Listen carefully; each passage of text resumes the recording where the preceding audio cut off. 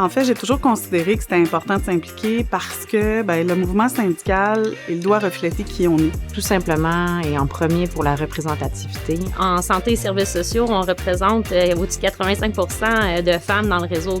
Donc, si c'est pas vous, les femmes, si c'est pas nous qui prenons la parole, qui va le faire à notre place? Personne. Comme représentante syndicale, pour moi, ça va de soi que je prenne la parole pour les femmes que je représente, entre autres, parce que je connais leur milieu. On a encore des droits à défendre dans notre société, on a encore une place à prendre. Avec les enjeux associés au réseau, j'avais une perte de sens associée à mon travail. Puis le syndicat est venu m'apporter vraiment un regain d'énergie dans toute ma volonté d'aller plus loin, de voir plus grand, puis de faire des changements à plus long terme et à plus grande échelle. Le premier pas peut sembler un peu effrayant. Allez-y graduellement. Moi, de mon côté, je me suis impliquée au niveau du comité féministe local. Donc, j'étais pas nécessairement en charge. Il y avait quelqu'un de l'exécutif qui prenait un peu plus le leadership.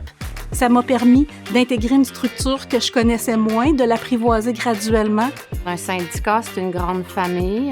Quand je suis rentrée dans ces nouvelles fonctions-là, il y a 1 an, j'ai eu plein de collègues féminines qui m'ont dit « Isabelle, si tu as besoin d'aide, viens nous voir, on va être là. » Il y a toute cette solidarité-là, ce soutien-là entre nous.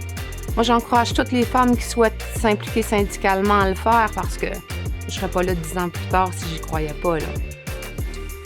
C'est ça.